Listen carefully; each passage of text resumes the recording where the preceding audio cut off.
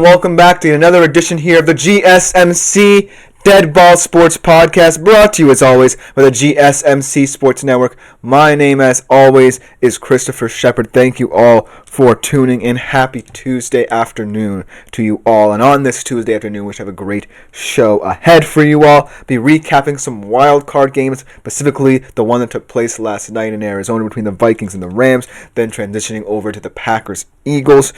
Then we'll be looking at all the MLB hot stove rumors left to talk about concerning specifically the latest on Pete Alonso, Alex Bregman, and what could potentially be going down with the Dodgers and Yankees, both of those World Series finalists from last year.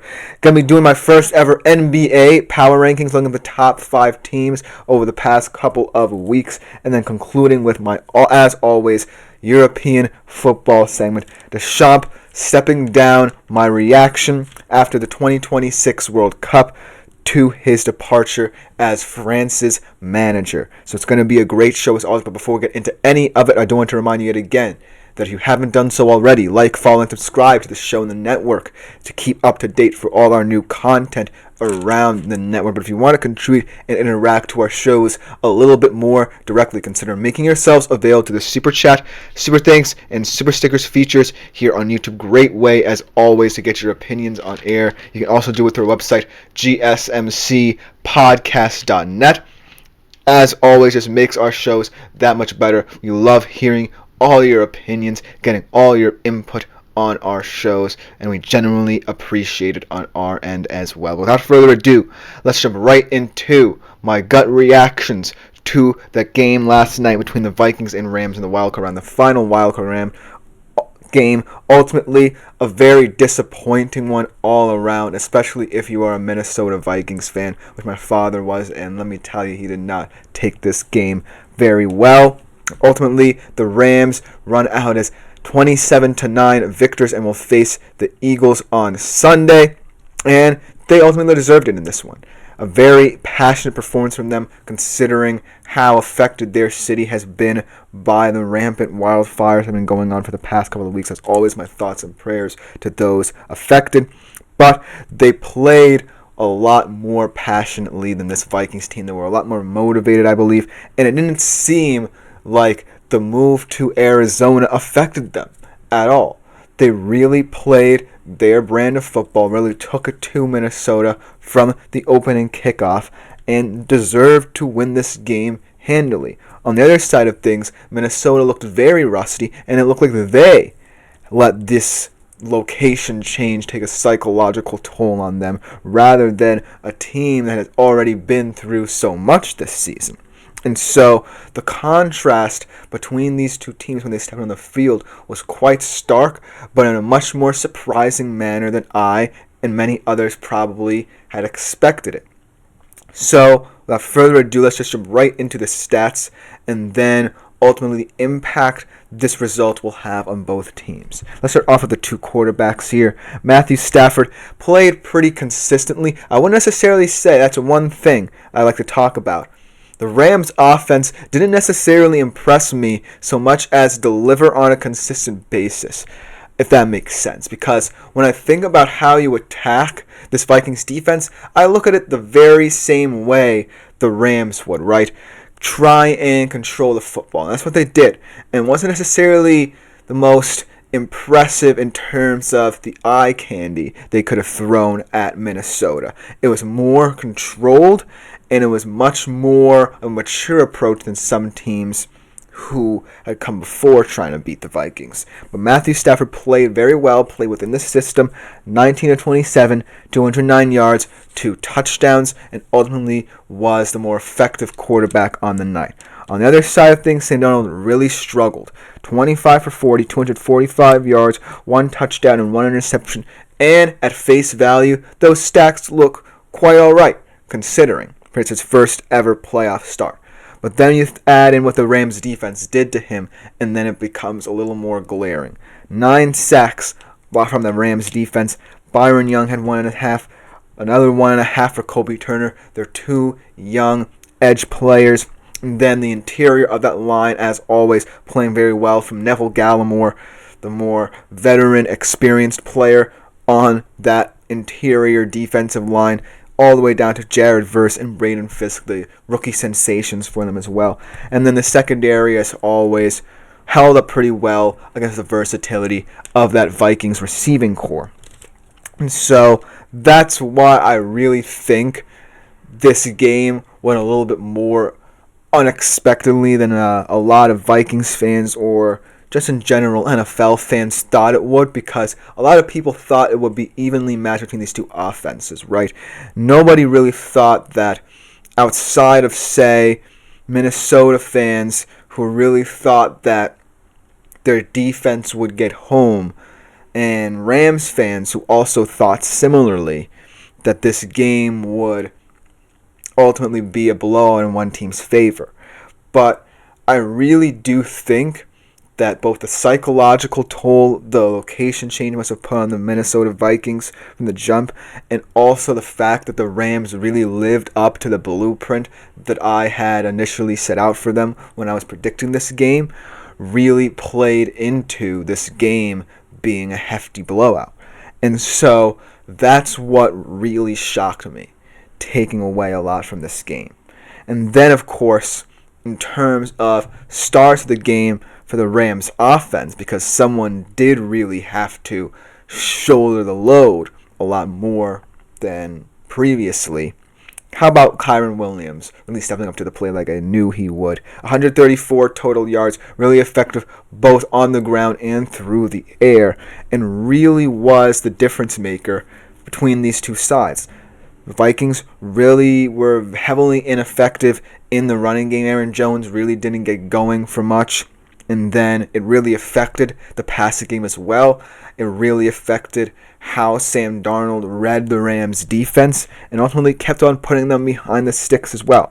I guarantee you, if the Vikings had established the game through their running attack, things might have opened up a little bit more for Sam Darnold. But no, it didn't necessarily happen that way, and ultimately it led to him struggling a lot more than one would think.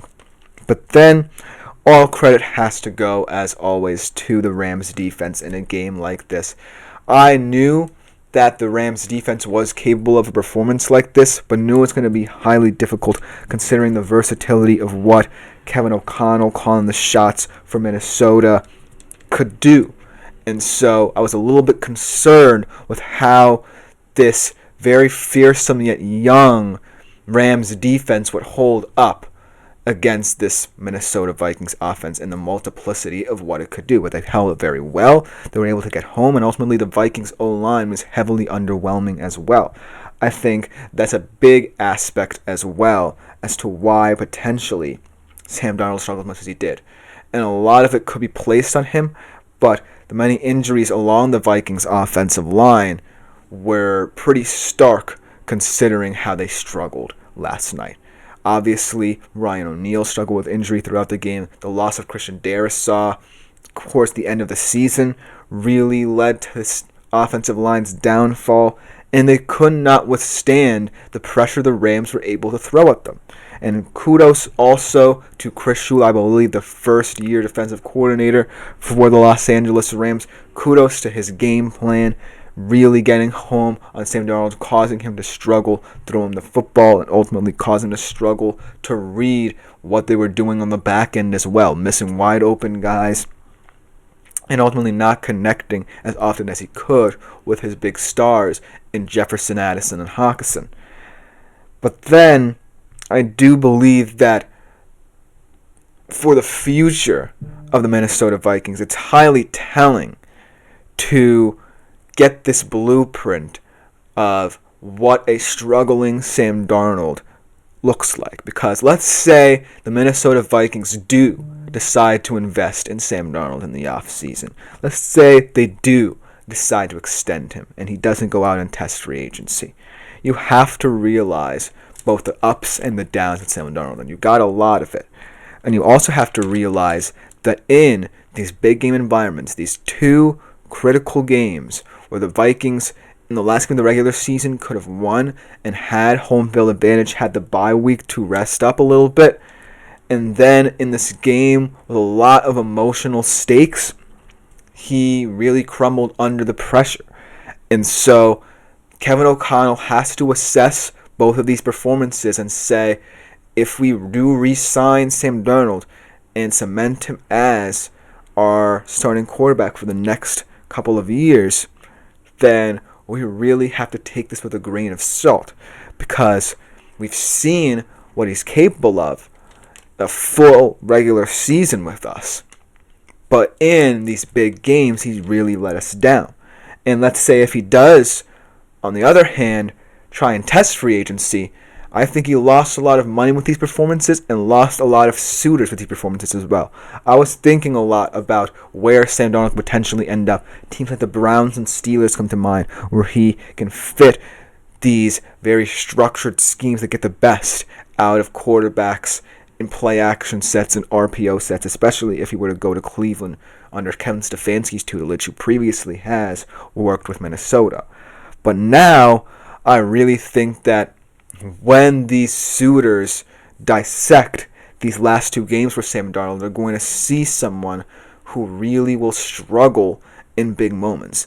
And for teams in this quarterback purgatory looking to potentially sign the quarterback that cements them as a contender, say like the Browns or Steelers, then ultimately Sam Darnold's tape from these last two games is very off-putting, because even though his regular season was absolutely incredible, you want to know that he can get the job done come postseason. And this game definitely was very telling in that regard, in a negative way.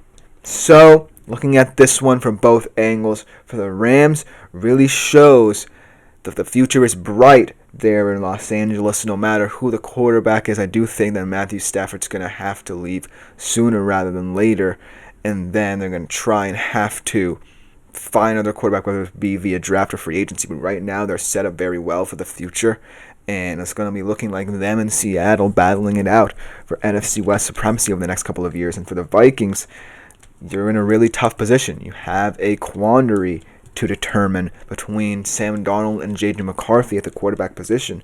And now you know what Sam Darnold gives you in big moments. He crumbles under the pressure. But then again, you don't know what J.J. McCarthy gives you because you haven't seen him take an NFL snap. So it's going to be interesting to see what the Vikings do in the offseason. It's going to be interesting to see how the Rams match up against Philly in Philly this Sunday. But let me know what you think about this game in the comments, because that will just about do it for my reactions. Coming next, we're going to be reacting to another game involving an NFC North team. The Packers taking on the Eagles and ultimately setting up the Rams-Eagles matchup this weekend. We'll be right back to talk about that side of things right after this short break. I feel like I'm losing my mind. Is everybody in the world blind? Please, Lord, give me